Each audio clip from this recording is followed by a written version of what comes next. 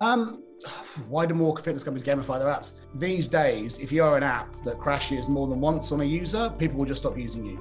So having a really solid QA team backing up your developers it's one of the most important things in the development cycle. I think the biggest mistake that kind of fitness app startups are making at the moment is going for function over form.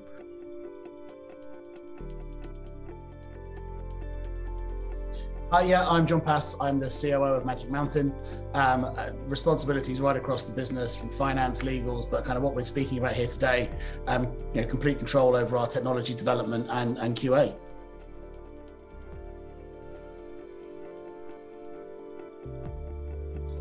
Sure. I suppose a fanatic is one of those strange words. I mean, I love sport. I love all types of sport. I love playing sport, watching sport.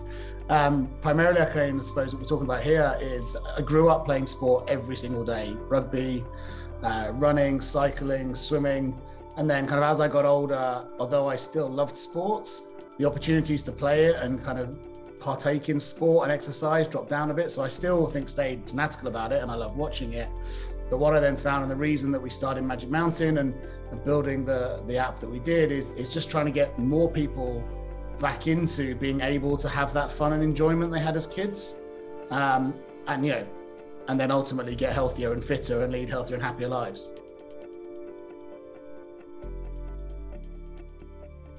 We're about having fun, primarily.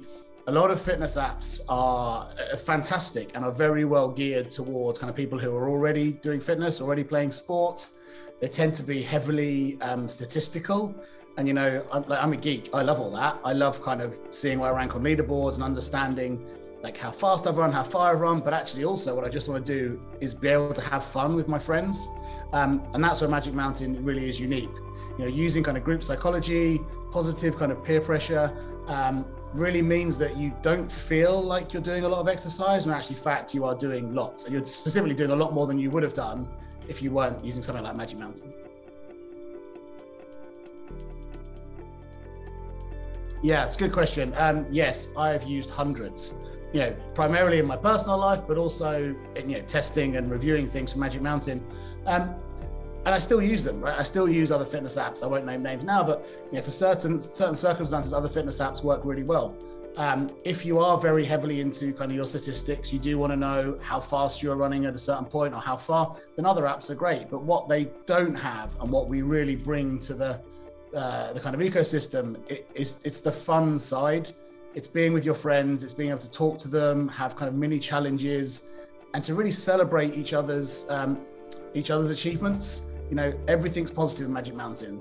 It's all about having fun, laughing with your friends, and then kind of unconsciously even just going out and doing a little bit more. And that's why kind of we're different. And other apps, as I said, there are some great ones out there and they're fantastic for what they do, but they're not as much fun.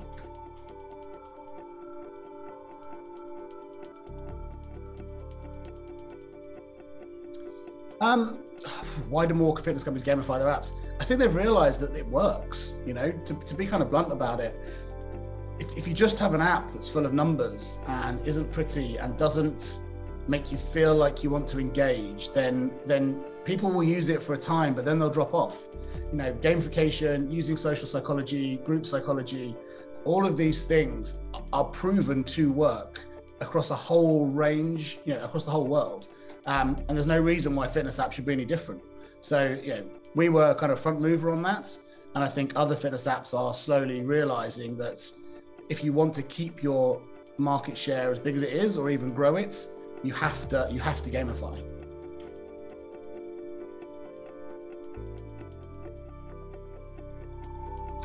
I think the biggest mistake that kind of fitness app startups are making at the moment is going for function over form.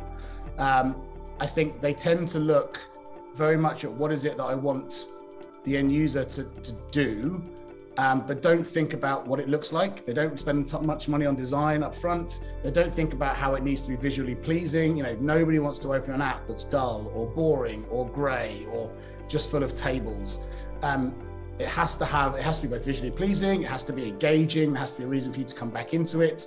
And where a lot of fitness apps are very good for a certain group of fitness professionals predominantly, where it's more about your numbers, your stats, and your functionality, you have to have that beauty, and it has to feel engaging. And that's, I think, where people make mistakes really early on.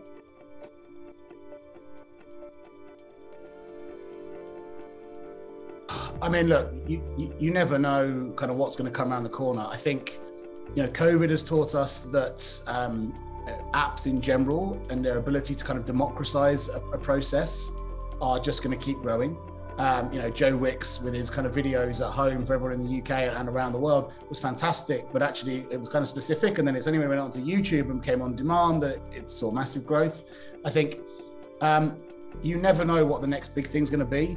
Certainly, I think for startups, the big players, Apple, Google, Strava are all, they're all moving rapidly into the more sort of gamified fitness space. And I think you have to be really unique to compete against those.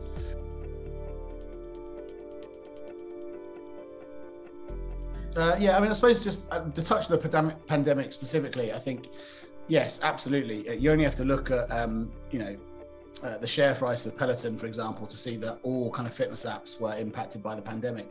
I think what it really did, though, was drive home to people that you don't have to spend a fortune to get fit. Other fitness apps that were free or not very much money at all saw tremendous growth.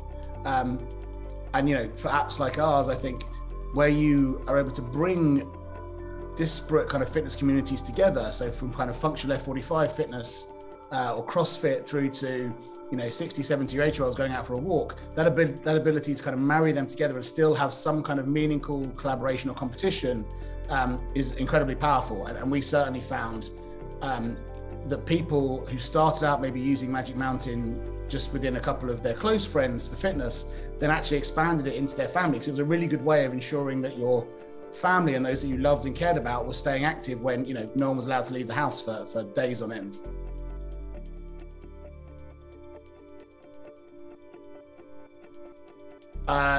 So number one, I mean, it doesn't surprise me that there's kind of a 4% stand in the market.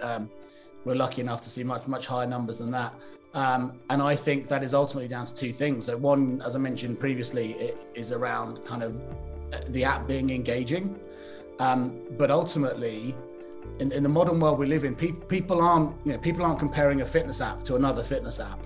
They're comparing a fitness app to Facebook, or they're comparing it to how Google runs the world. And what they expect from kind of Facebook, Google, Netflix, all of the big players is that your app works, and your app works all the time. And the only way you get that is with really thorough QA. It is impossible, because you just can't, without a decent QA team, you just can't test all the possible scenarios. So many types of phones, platforms, it's impossible. So these days, if you are an app that crashes more than once on a user, people will just stop using you. So having a really solid QA team backing up your developers it's one of the most important things in the development cycle.